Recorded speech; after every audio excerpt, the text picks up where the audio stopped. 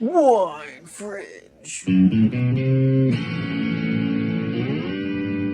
Okay, welcome to Wine Fringe. I'm Jake Blottinger, And I'm Jill Smedley. and we're going to talk about the Virginia wine industry, talk about whether or not it's the next great wine region of the world. But first, we're going to start off with some history. Okay, so Jill's done the history. I have not. This was definitely mostly you. So, the only thing I will say on the history today, because we all know that Jill is not a history buff by any means, is that Virginia is the birthplace of American wine. But where we're going to start today is post-Prohibition. So I'm going to turn it over to Jake, who's going to talk about Virginia wine post-Prohibition. So this is only So I arrived here in 2019, and then I immediately wanted to learn about the Virginia wine industry. Instead of reading textbooks or poring over scrolls by candlelight, what I actually did was tried to network and make friends. And you know I'm great at making friends, so luckily people like me for some reason. So I was able to kind of discern my own history of Virginia. So this is just my take on it. It's not factual. Feel free to Fact check us. But you don't have to tell me that I'm wrong. I'm probably wrong. But as far as I can tell, the Virginia wine industry that we know now is only about 45 years old. Okay. It started in the early 1980s when Gabriella Rouse came to America and kind of planted the first vineyard for Barbersville. And I know that I think Willowcroft in Loudoun County might actually be the oldest winery in Virginia, post-Prohibition kind of stuff, but I don't know that for sure. They might just be the oldest winery in Loudoun County. So sorry, Lou. Feel free to give me a call and tell me I'm wrong. So Barbersville gets planted, and then Gabriella Rouse plants Thomas Jefferson Vineyards, which is kind of a replant of Thomas Jefferson's vineyards. I don't think it's actually in the same spot, and that's in the Monticello region. And then in the 1985 area, Jim Law starts Linden Vineyards. I think they opened their doors in '86. And that's just kind of the first producers of Virginia, and they're figuring it out. After that, Dennis Horton comes along in the 90s, and he plants Viognier. He brings back Norton to Virginia. There's discussions on, Cab Franc, but it's the state of like, what do we grow and what will work? And, Barbersville does more Italian varieties, so they were really pushing that. They have some Cab Franc. That's exceptional. They had Do Nebbiolo, which everybody knows. Barbersville Nebbiolo is really good. So that's kind of the beginning of the Virginia wine industry, Okay. in my opinion. All right, so you got these folks. They're growing these grapes. There's not really any hype behind the Virginia wine industry until I would say the 2000s, right? That's where we really got the traction. Yeah. And started to figure things out because we were rebuilding from Right. Prohibition. Correct. So you've got Dennis Horton doing great stuff with Viognier. You've got Norton getting some excitement again. Jenny McLeod steps onto the Virginia wine scene. She brings Albarino in. She brings Petit Manseng, Tinta Cal. She's got Tempranillo in her vineyard. Plants the largest planting of Norton in the world. And then there's a discussion. The Wine Growers Association comes together in the early 2000s, and they're like, what would set us apart is what is Virginia's variety? If we tell the world what we do best, then we'll get some acclaim. And nobody could agree, because you can put a whole bunch of people in a room, give everybody a chance to talk, and nobody will agree. 100%. We deal with that all the time. All the time. So I believe the story goes that Luca Pasquina, the winemaker and general manager of Barbersville, and Jenny McLeod were sitting next to each other at this meeting, and Luca said to Jenny, like, what about Viognier? And at the time, everybody in Virginia was doing Viognier. So this is where the signature grape of Virginia The got started. signature white grape of Virginia. Signature white grape. It is not the state grape. No. It is the signature white grape. Virginia doesn't have a state We grape. do not have a state grape. And we can talk more about this later, but I think the biggest takeaway on why we don't have a state grape is because I don't know that anybody actually cares. Do consumers care about state grapes? I don't know that consumers care, but producers sure do. Producers definitely do. So there's that concept. They introduced all right, the signature white grape. We're not calling it the state grape because we're still a young industry. I mean, you're talking 25-ish years at this point, right? And Jenny wanted it to be Norton. Luca wanted it to be Cab Franc. There were talks of making maybe Chardonnay, but that was kind of already taken. So they just went back and forth. But Chardonnay is still one of the most widely planted grapes varietals. It's the second most planted grape in Virginia now. What is the Cab closest? Franc is the number one, I Oh, believe. geez, I'm out of the loop on that. I think they just the Virginia Wine Board just released that. Okay. Shout out to Annette Boyd. Yeah. We love you, Annette. We love you, Annette. So then you've got this, and then from that point, from that 2005-ish period, don't quote me on dates. There's like, okay, we're making Viognier a thing, and then people come and they start opening wineries, and then the industry starts to boom a little. The Virginia Wine Marketing Board really starts to take off the Virginia wine industry, and then people fall in love with other varieties outside of the Cab Franc and the Viognier thing.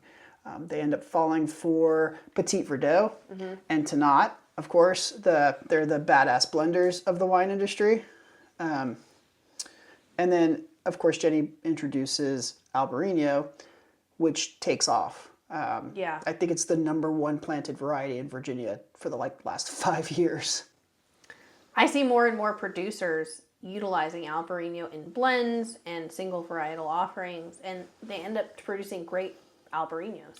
Yeah, and I think this is a good point. Luca Paschino once told me when I first met him back in 2020, he said that Virginia has a great vintage 1 in 10 years. And I ran with that. And then later down the road, I was talking to Jason Murray over at Arterra, and he said Virginia has a great vintage 1 in 10 years, but we need to be making great wine every single year. And so we need to shift the varieties that we're working on. And I think that's why Albarino is becoming so popular, because it's consistently good every year. You're always going to get this bright acidity, tropical fruit, white wine. And that's popular with consumers. Super popular. And then Petit Manseng is the other one. That was... I don't know. I get 50... Okay, you and I probably agree on this, because when it comes to Petit Manseng in Virginia, I'm 50-50 on it. Because I can have an off-dry Petit Manseng that I love. Dry Petit Mansengs, it's very hard for me to find one I appreciate, because I feel like I'm licking a peach pit. And then sweet Petit Mansengs, even though I'm not a sweet wine drinker, I tend to like. And so you have an opinion on this. I do. I have lots of opinions. Okay, well, let's just hear your opinion real quick. Let's go down the side quest rabbit hole, and then we'll circle back. So Petit Manseng, when I left North Carolina to come to Chrysalis Vineyards, Jones Von Drael, favorite winery in North Carolina, probably, in my opinion, the best winery in North Carolina, planted Petit Manseng and raised that flag in North Carolina, blew the industry away. Everybody went nuts. And then I came to Chrysalis Vineyards, and I was like, man, I get to not only do I get to work with Petit Manseng, but the oldest American vines, the oldest commercial planting of Petit Manseng. And Jenny even wrote the petition to the government, to the TTB, to make it a prime variety, a recognized variety for labels. And that paperwork's really cool. She did that in a weekend. Imagine making the government move in a weekend. So I was really excited about it. And that's when she educated me and reminded me that Petit Manseng is actually a dessert grape. It's tiny berries, tiny tight clusters, high bricks, high acid, like the perfect dessert sticky wine grape. And that ruined me. And there are still producers here, though, in Virginia that are proving that that's not the only thing it can do. But when you have a late harvest or a dessert Petit Manseng, that's where that varietal shines, in my opinion. That and sparkling wine. Circling back to the varietals that do well in Virginia. Right. All right. So you've got Petit Manseng, you've got Albarino, you've got Petit Verdot. They do well almost anywhere. And then you've got Tannat, which does well on the higher altitude side, usually on a flat spot or a slope. You have to kind of be above 700 feet elevation for Tannat to kind of ripen and do what it's going to do. We are lucky at Chrysalis Vineyards. We have Tannat at 1,250 elevation, so it ripens every time.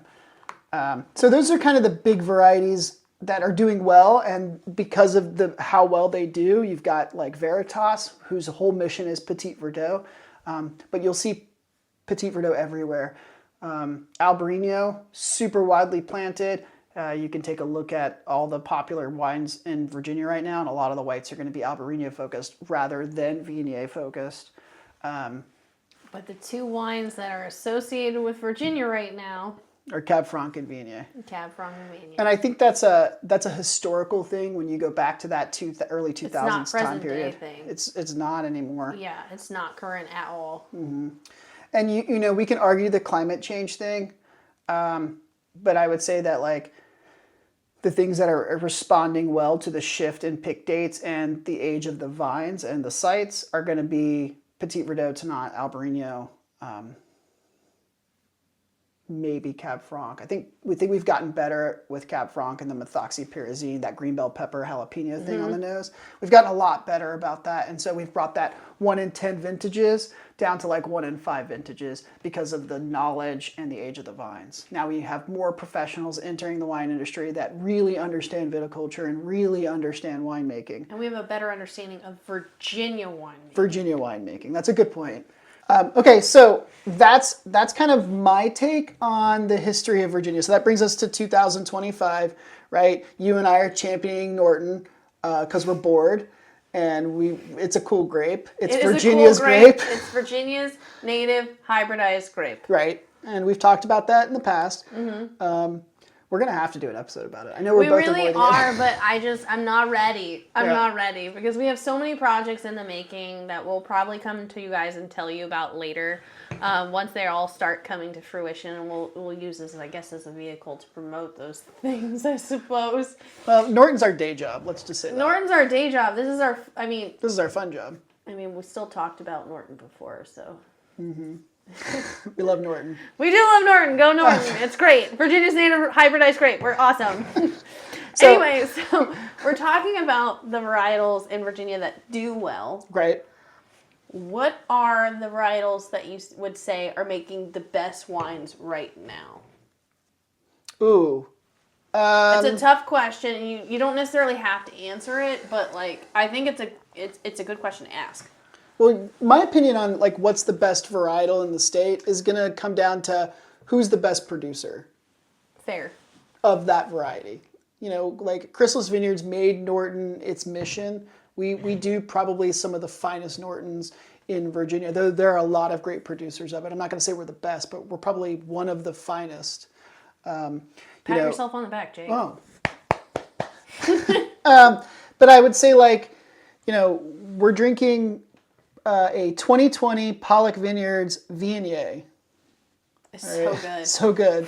But I'm not normally, okay, you know how I feel about Viognier. It's the same way I feel about Petit Manseng. I'm normally 50-50 on Viognier. I really enjoy this. Well, I'm the exact opposite. I love Viognier.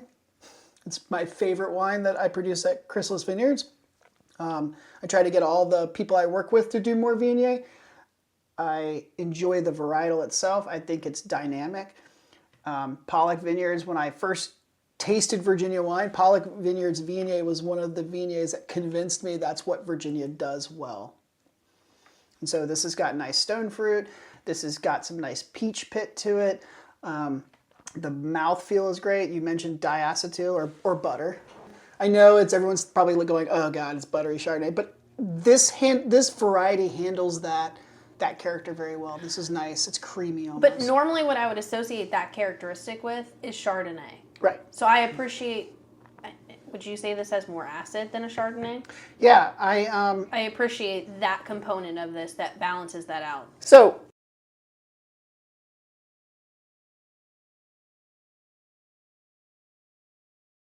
it's funny we're talking about like the grapes of Virginia and we're talking about Viognier and we're like, oh yeah, Viognier is not really the best thing for Virginia, and it's really about site selection. And so you can do really good Viognier in Virginia if you choose your site and it's Viognier appropriate. Pollock Vineyards is one of my favorite producers of Viognier in America. I will say that this is one of the top 2 Viogniers I've ever had. Oh, I'm number 1. Well, of course. Lies. You heard it here first. So this is a delicious wine, and it's good by itself for sipping, and it's good with food. I could see this with, some Alfredo pasta. Oh my gosh, yes. And the acid, the cream acid thing, I was going to mention that. Most people think Viognier is flabby or flat or kind of like doesn't really have the acid. Benoit, the winemaker, clearly knows what's up. He's balanced, pick decisions and good winemaking and not had to over manipulate this wine to bring that acid back. So hats off to Benoit. Yeah, hats off. So, is Viognier one of the great wines that's made in Virginia, in your opinion? Yeah, I would say Viognier is still one of the.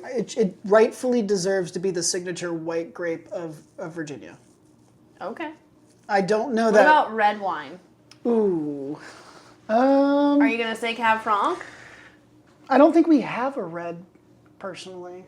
Really? I mean, We all know how much you love Petit Verdot. so I'm coming around to PV.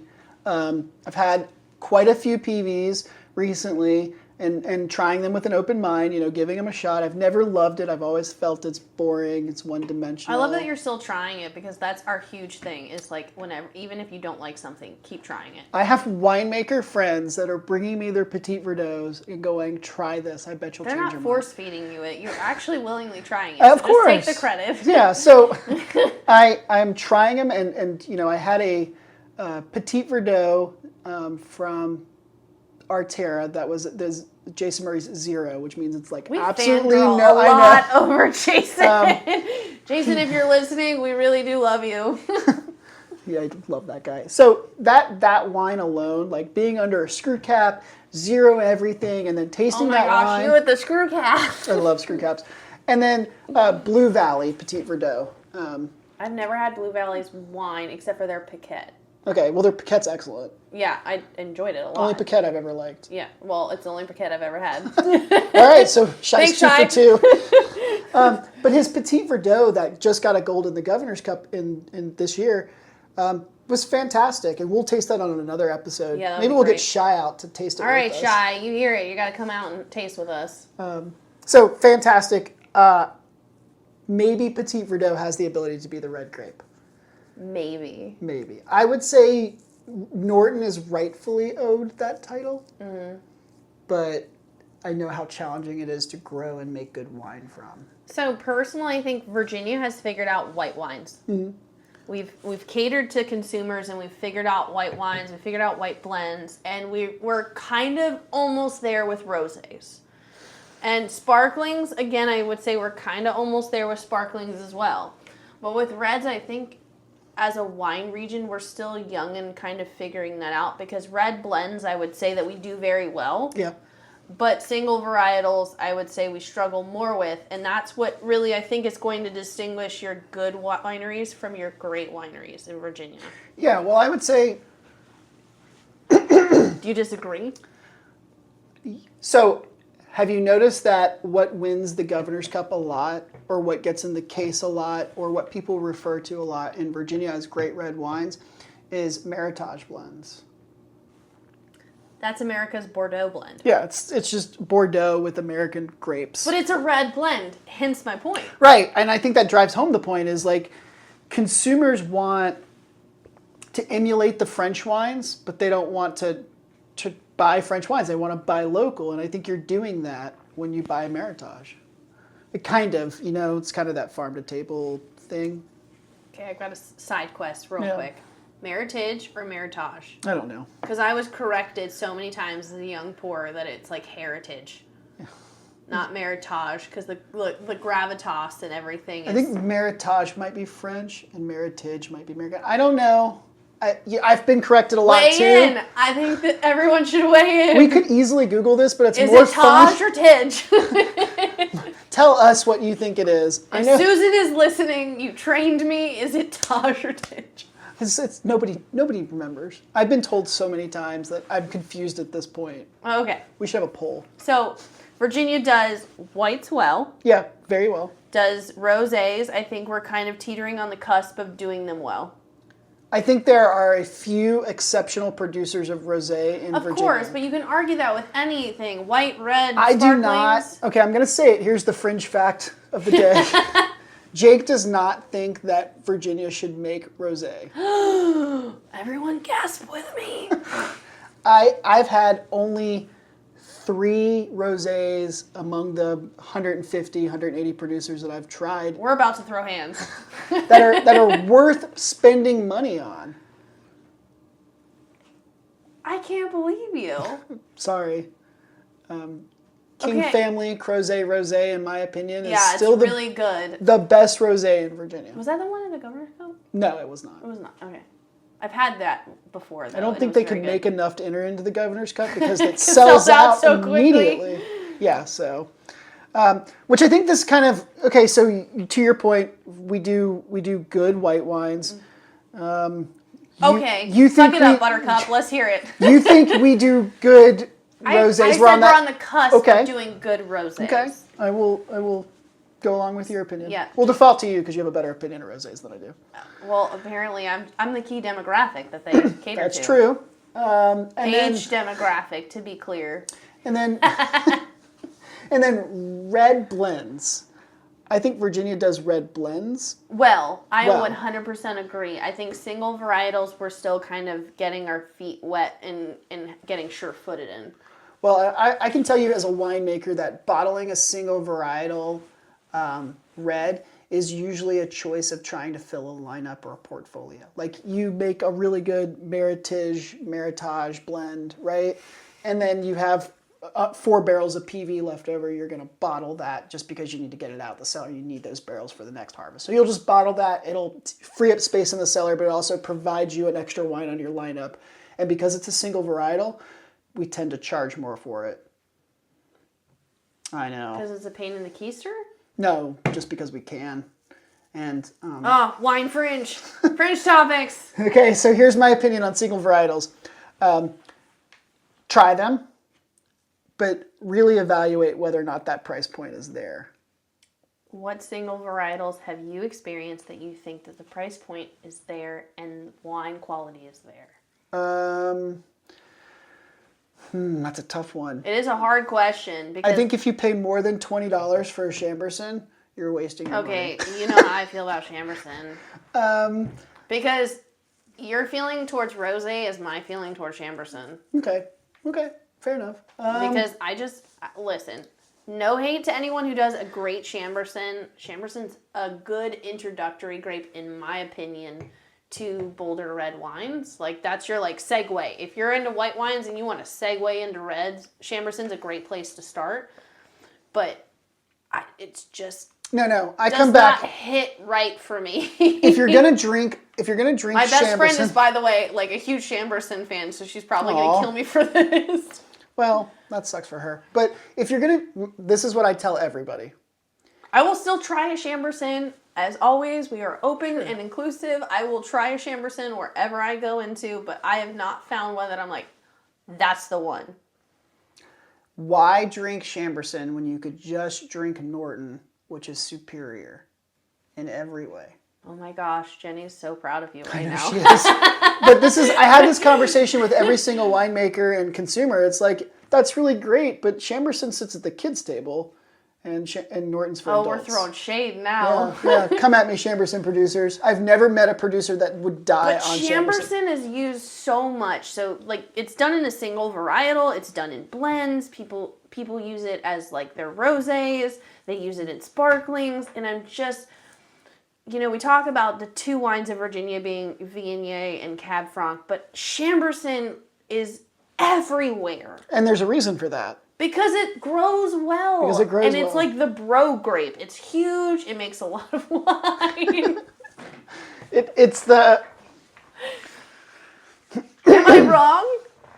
Chamberson grows well. It can produce upwards of 6 tons per acre. It's big, huge berries. It adds a lot of color to red wines. Great. If we don't have the extraction, you can toss in some Chamberson. It doesn't have much flavor to compete with, so anything tops it. Yeah, it's a great bulk blender. Yeah. That's unfortunate that we have to rely on a bulk blender to make good wine in Virginia. I have such a sassy opinion of Chamberson. We need to move on. Okay, so, all right, we've kind of talked about the varietals. Now we got to talk about the region, I think. Okay, go. All right, so Virginia recently, after the acquisition of RDV, and do you remember what the name of the company that acquired RDV was? So it's not just any company from what It's like the Bordeaux family. It's one of the Bordeaux families. It's Chateau Montreuil, I believe. Yeah. And again, we could Google this, but it's more fun to let our listeners, if we have any, do We it. always encourage you to do the research and to check us on this. And Yeah. so they purchase RDV, and then Virginia wine goes ballistic. Yeah. Every tasting room staff member that I worked with at one point in time posted on social media like, look, Virginia's the next great wine region. And I saw managers doing it. I saw owners doing it. And everybody went crazy. Like, RDV is the first international sale of a Virginia winery. And I actually have gotten that question before. It's not actually. It's not. Barbersville is one of the first. No. Well, okay, so remember I mentioned this in the early 80s, like Gabriella Rouse, the Zonin family. Yeah. Gabriella Rouse, they bought Barbersville property, they installed the vineyard, they start building it, and then Luca Pasquina comes in, takes over. Yeah. I think they bought the land and built the winery. So they didn't buy the winery and the land. But there are other big name wineries that have been purchased internationally before. And we won't go too deep into this, but I will say that RDV, and you guys can do the research, is not the first. But it was the brand name that purchased it that shook the Virginia wine industry. You've never had a Chateau Montreuil, and it shows. Okay, well, thanks. That's a great... I'm uncultured, thank you. We'll just have to get a bottle of it. Yeah. Chateau Montreuil listens to us. They'll send us one. Oh, please and thank you. Please send us one. Please send us wine. No, we should do that one day. We should... No, but Virginia gets labeled the next great wine region. Yeah, all because of that purchase. Wait, back up. The timeline is a little messy there.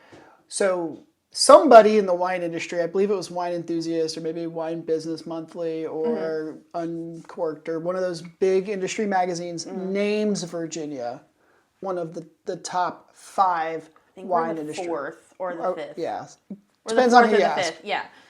Then that has a catalyst effect of all these other publications naming Virginia one of the next great wine regions. Of course. And Virginia capitalizes on it, as we should from a marketing perspective, because we need to advertise ourselves as an industry.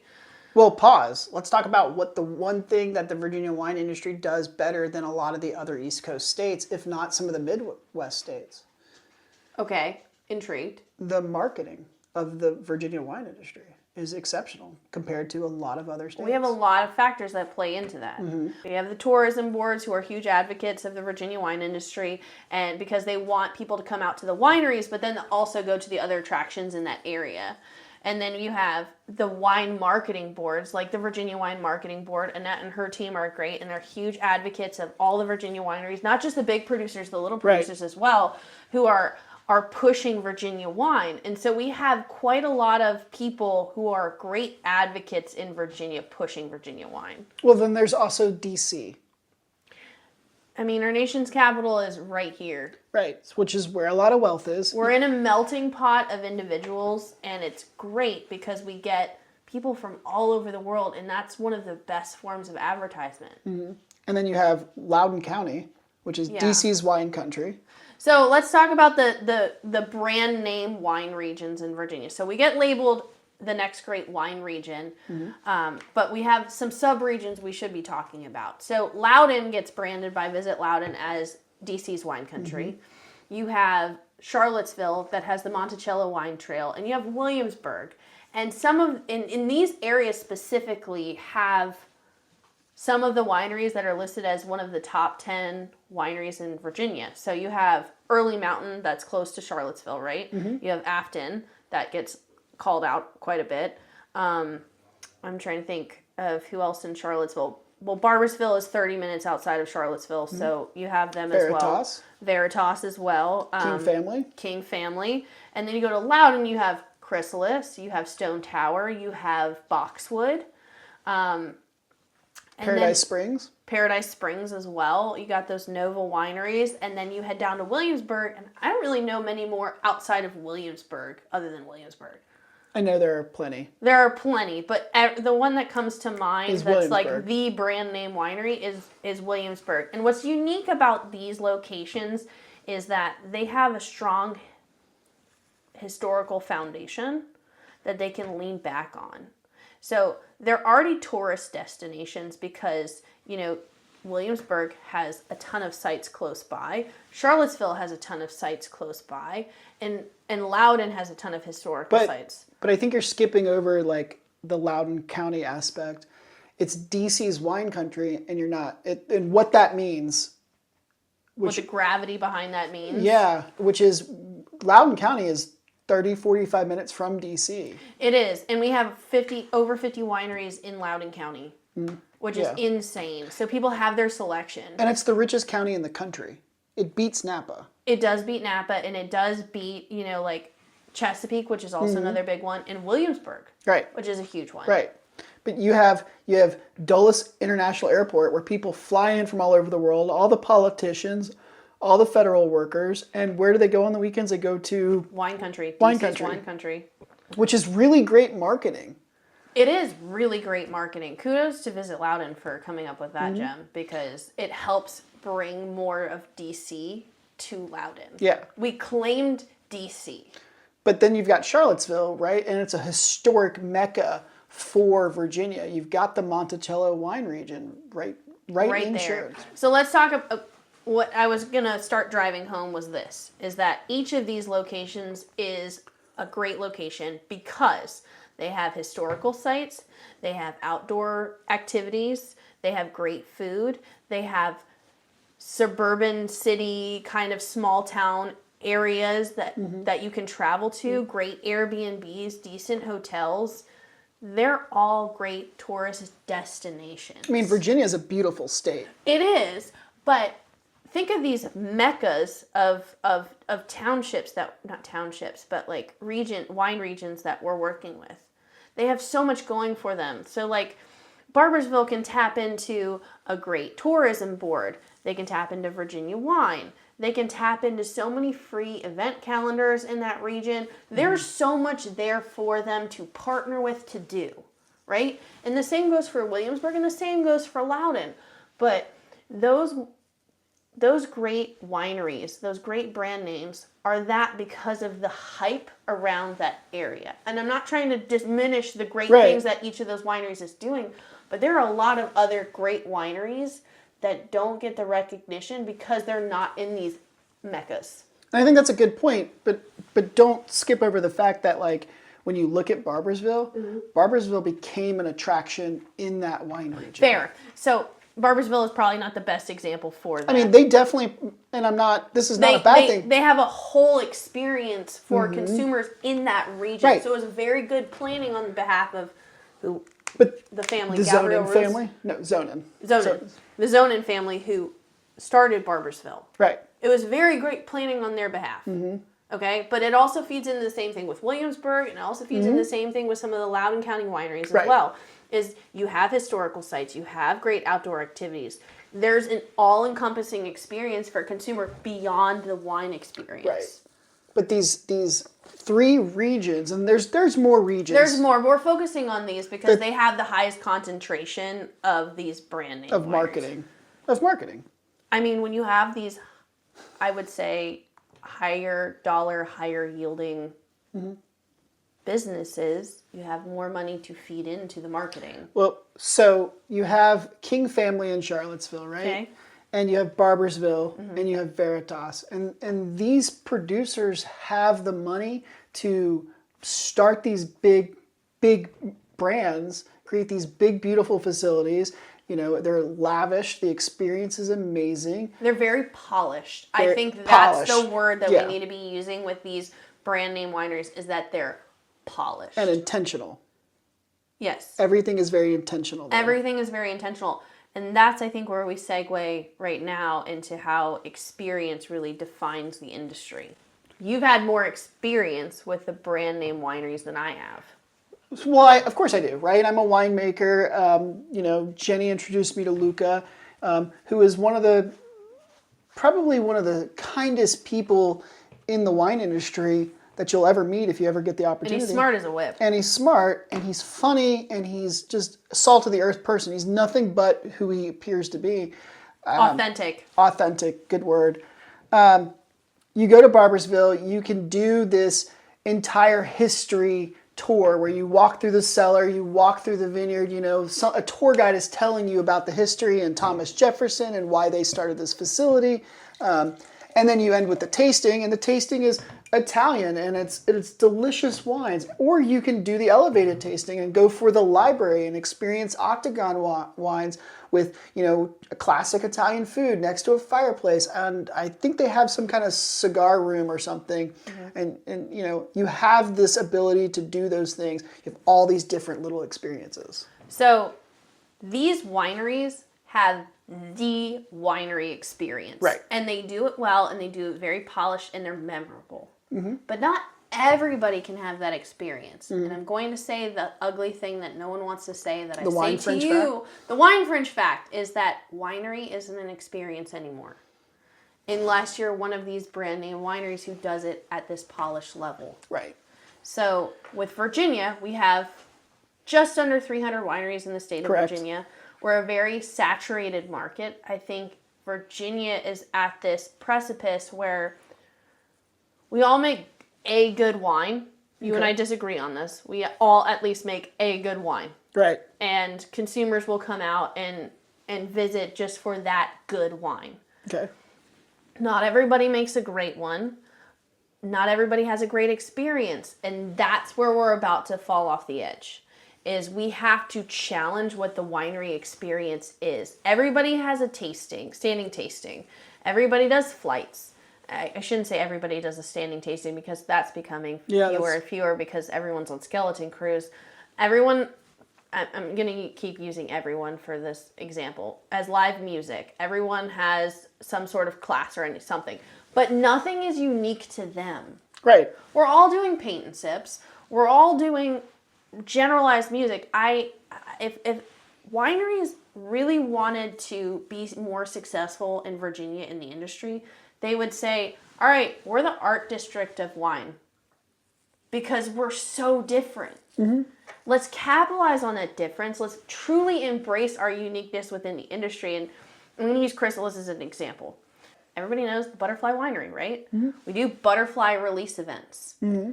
And that's one example. And I would like to see us have more of a focused, music offering. But, other wineries can be like the Rock and Roll Winery, who just has rock and roll music. The Banjo Winery or the Bluegrass Winery. You have to harness in on what your experience is all the way around 360 and truly dive into that to make Virginia wine marketable again.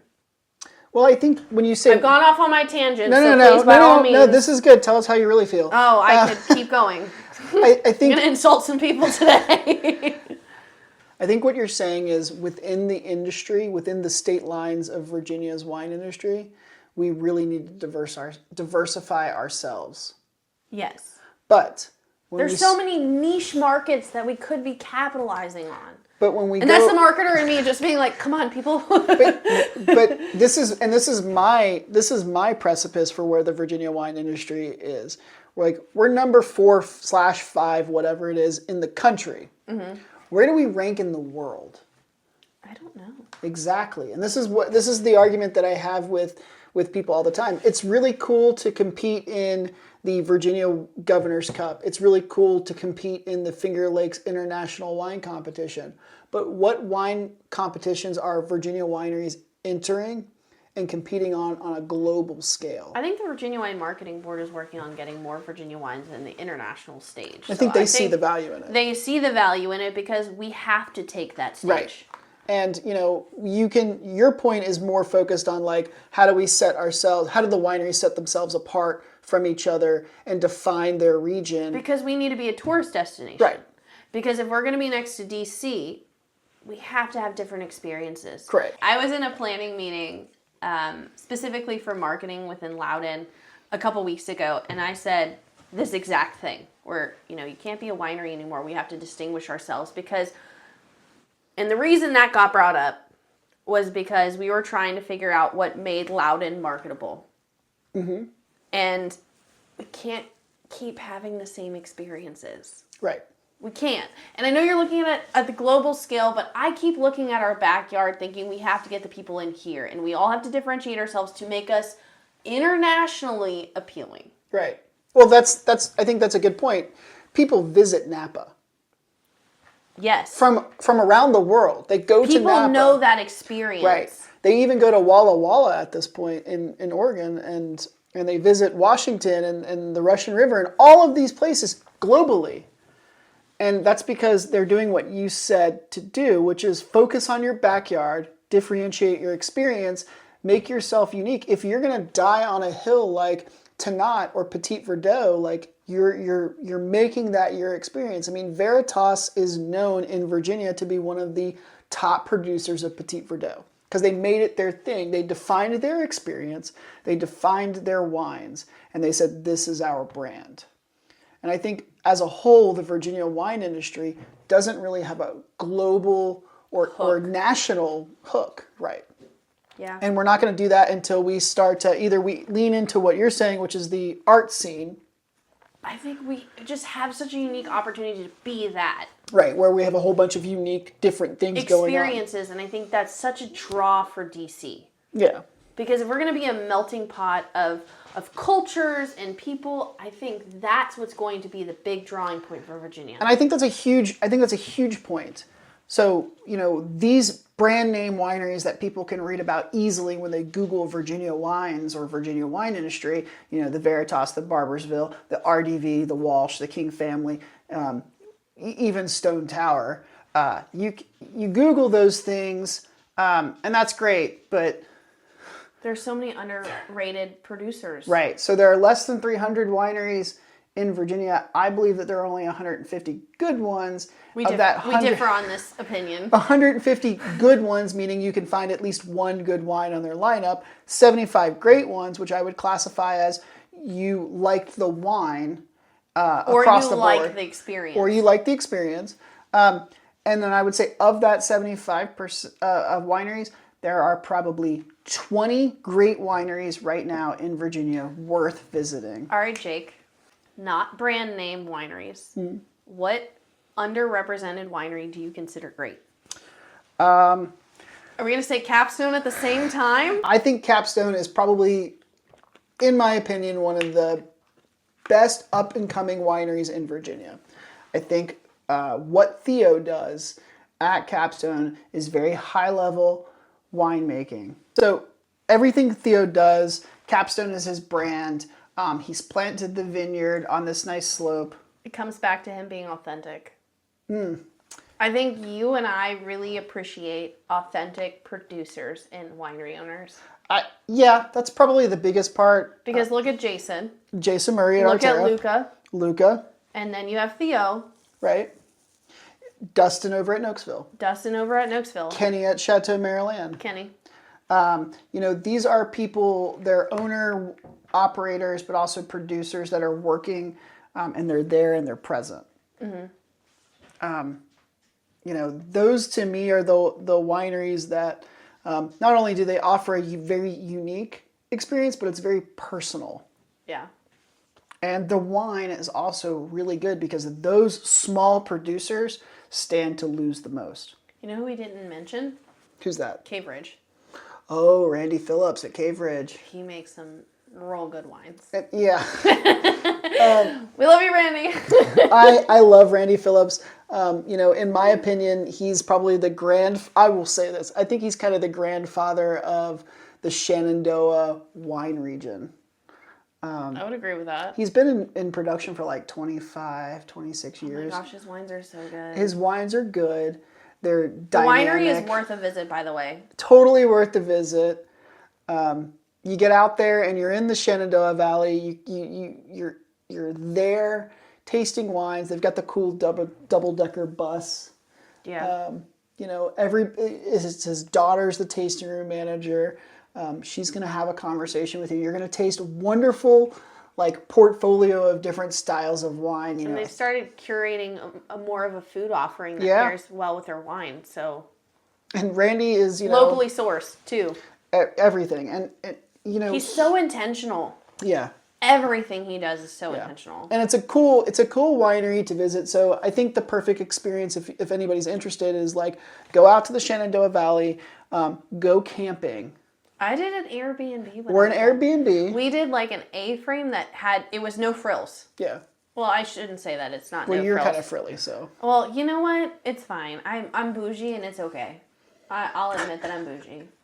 So we did, an Airbnb and we went down there to Cave Ridge and it was the perfect experience. It reminded me of tiny house living back when my husband and I did that, but. But I think that's a good one to talk about. And then, okay, so we haven't talked about the next wine. You and I have been sipping on this for like 5 minutes. All right, perfect. Paradise Springs. So we're drinking a 2023 Cabernet Franc from Paradise Springs. They source the fruit from, and I love when wineries do this, Brown Bear Vineyards, which is in Shenandoah Valley, AVA. If you don't know, Shenandoah is probably the best place right now to buy land and grow fruit. We can talk about that in another day. Oh my gosh, are you going to start selling land in Shenandoah? I should. So Paradise Springs, cool producer. I know Kirk Wiles, the owner, really well. Kirk is great. The winemaker, Rob, is a really nice guy. Very good winemaker. They also make wine in California, in Santa Barbara. They have 2 sites. They have 2 different, I guess it's 2 different lines of wine. They have the California brand of Paradise Springs and then the Virginia Paradise Springs. I haven't had any of the California stuff. I can't speak to it, but I can tell you that this 2023 Cabernet Franc really makes me question whether or not it should be the variety of Virginia. Thoughts? You mean question because we've been trashing Cab Franc basically, and then Kirk makes this insanely good Cab Franc. Mm-hmm. Yeah, for sure, 100%. And he does it well. He did it well. Him and Rob did it well, and it got into the governor's case. Yeah. All right. What about the nose? Well, when we pulled the cork, it was cherries all day. Yeah. What was the other thing you said? Herbs. Herbaceous. It was herbaceous. And I mean that in the most polite way. It's like herbaceous being spices. Yeah. Like the sage, thyme, rosemary kind of combo. And when we originally opened this earlier, because you guys will see a reel of us doing like a first taste of this. Wine Fringe. On Wine Fringe. A Wine Fringe first taste. That's what we should call it. Oh, damn it. Good marketing. Missed opportunity. But anyway, when we first tasted this, you had mentioned rosemary or sage. And I definitely thought more rosemary, but now I'm smelling more sage. Yeah. And that's... I don't know if it's because, like, I had herbs being diffused in the room earlier. No, let's dive into... Well, okay, so quick thing about Cabernet Franc versus Cabernet Sauvignon. Yes, we grow Cabernet Sauvignon in Virginia. I would say it's 1 in 10 years. It's good. Just good. Like 1 in 50 years, it's probably great. I've had some really great Cab Sauv. You're a liar. I'm not a liar. Okay, well I'll challenge you taste those. them and you spit them out because you have different palate than mine. Cabernet Franc is probably of the 2 cabs, the only one that is great 1 in 5 years. That's why Virginia clung so hard to it, is because we have a cab. Is it clung or cling? Cling, clang, clung. I don't care. So, yeah, I think that's exactly the point, because we have a cab. Both grapes grow. Cabernet Franc definitely out-competes Cabernet Sauvignon. The extraction on this wine is a great example. I mean, it is red. There's good tannin, good mouthfeel, probably some very low intervention winemaking here. It has a nice lingering finish. Right. The Cab Franc and Cabernet Sauvignon specifically are susceptible to methoxypyrazine. I've never heard you say this before. They're the reason why, if I was ever put into the pilot seat of growing Cabernet Sauvignon or Cabernet Franc, I would panic.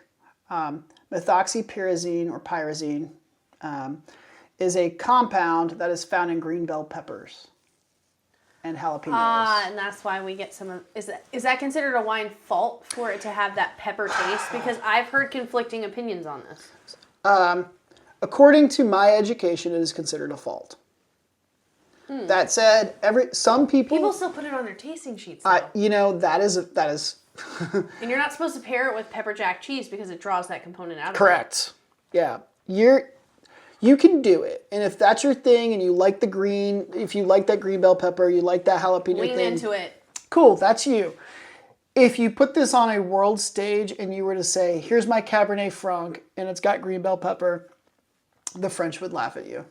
I think Kirk could put his Cab Franc on the world stage and it would be well received. There is a touch, probably, and I'm going to say, you hate when I say this, a kiss of methoxypyrazine in it. That is lending itself to the herbaceous character. Mm-hmm. And that's kind of the scale, right? So, if you had you're going to have methoxypyrazine, right? It's just a compound that forms in varieties and becomes essentially like it's when you tan, you know how your skin starts to bronze and stuff? Yes. So as grapes start to tan, they bronze and that compound gets used up and disappears. Okay. Does that make sense? This is the easiest way I can kind of explain it. I'm freckled, so... Yeah. Think of it as like tanning in the sun. That compound is like what gets used when the grapes tan in the sun. If a vine has too much shading, too many leaves on the fruit, and the sun hits those leaves, obviously photosynthesis will happen, right? But if the sun never touches the grapes, you'll have high methoxypyrazine content. So that's when you... Okay, so this is when you talk about, what is it? Something management. Canopy management? Canopy management, that's and correct. And that's... Okay. That's part of this, Listen, right? Good job! Round of applause. Jill does listen. So canopy management, when you're dealing with a varietal like this, is imperative. Right. It's the amount of leaves to the amount of clusters on the vine. And you also hear me say like source to sink balance, and that's all part of it. We could dive into that some other time. Yeah, another time. Cab Franc, Cabernet Sauvignon, Pinot Noir, they tend to have higher methoxypyrazine levels than other varieties. So it's very important that you balance the canopy against the fruit, right? You need to make sure that the shading of the fruit is lower than something else. Okay. Right? So you want to get the leaves off the vine earlier in the season than others. Whoever grew this fruit understood this balance. This is very nice Cabernet Franc. That herbaceous character, that is the minimal amount of methoxypyrazine in this fruit. And it contributes a nice characteristic to the wine. This is not a fault. This is a character of this variety at this point. Yes. And it's a beautiful wine. And it's got a nice like leather tobacco character. I'm at the point where I'm probably going to buy like a case of Yeah. And we should say thank you to Kirk and Rob for giving us this bottle of wine 100%. At the Governor's Cup. Because I'll name drop. We got to go. We get to go. We got a gold. But the fact that Kirk came and found us, and I was like, oh man, I really want to try it. I haven't had a chance. And he just gave me a bottle. Is really cool that he would share this with us. And I really wanted to take it home that night and open it. But I thought this would be... Kind. You're welcome. All right, enough gushing about this. I think so. What's the takeaway? Is Virginia one of the next great wine regions? And I would say it could be. And what are some things, Jake, that we want to talk about that could hinder it and could excel it to be a next great wine region? What do we want to drive home? Personally, I want to say that we need to differentiate ourselves and focus on what makes us unique to market that, because that's marketable. Right. I think we're spending a lot of time trying to be the West Coast. We can't be everyone else. I want to say, we started that way with production, where we emulated France, we emulated California and the West Coast. Justifiably so, because that's what was established. Right, but we were kind of the cowboys of the American wine industry when we started. Yeah. So we had to reference something else. Mm-hmm. Now, more than ever, I think Virginia is kind of this cowboy state in the American wine industry. We have to push the envelope now. Yes, and I think you're going to see that with single varietal Cabernet Franc, with these producers that are pushing these single varietal white wines like Viognier. I think you're going to see Norton hopefully reemerge as something that defines Virginia. I'm so excited to talk about that. We got to do a Norton episode. We do have to do a Norton episode because we're working so hard on this. We're so hard on it. That's what's going to push the envelope, in my opinion. Mm-hmm. But the most important thing at the end of the day and this is to all the producers that might listen to this, is like, you have to know when you've not made a good wine. Don't bottle it. Ooh, I know. crickets hit the floor. I know. We're all guilty of this, and even myself included. Not that anything that we make at Crystal's But it's Vineyards an occupational hazard. It is, sure, right? It's statistics and probability. You make Exactly. 100 wines, 10 of them are going to be not so great. But as producers, we need to stop bottling that Meritage, or that Petit Verdot. The sass. We need to stop bottling those wines, and if they're not good enough to represent what Virginia as an industry is trying to promote. Fair. And I know that's a really hard sell because there's money reasons and there's financial backings, but bad wine will detract from any experience you create. But we're in a place in Virginia, and correct me if I'm wrong, where we're overproducing. Mm-hmm. And so we have the wine to spare. I hate saying that because you and I both are on the same page about having a more sustainable mindset. Sure. And that's not sustainable. But we're in a place where you have that opportunity. I think the most important thing as producers that we can do is start to recognize where we've made a mistake. And instead of putting that mistake on the consumer and then getting mad about them not purchasing bad wine, because I'm encouraging our listeners who are probably consumers, don't buy things that you don't like. Don't feel obligated. I've had that pressure happen in the tasting room, and I've heard of consumers doing that where they were like, oh, the tasting room spoke so highly of this wine, and then they ended up buying it, and then they submit a review, and they're like, I really didn't like this. Don't buy it. Right. Just don't buy it. Just don't buy it. Just don't buy it. That doesn't mean that You're the producer... not going to offend us. No. In fact, you'll only you will only ever help the producer get better by saying, this wine isn't for me. I'm not saying be nasty, but maybe saying... Be selective. Right. I don't want this. You know what? This just isn't my style. You can be polite. Buy the wines you like. Ring that register for the wines that you love. Mm-hmm. Right? Because that's going to help with production of the wines that you love. And that's going to make the Virginia wine industry stronger for it in the end. Because that's going to give the truest representation of what does well in Virginia. Right. And I think if you ask me the question, is Virginia wine one of the next great wine regions and industries in the world? I think we're on the precipice. I'd agree. And we're our own worst enemies. We have to make the decision. Yeah. To be different. Correct. Thank you for joining Wine Fringe today and enjoying all of the fringy wine topics. We will 100% be back talking to you guys soon about the next fringy topic. But stay tuned. I'm Jake Blottinger. And I'm Jill Smedley, and this is Wine Fringe.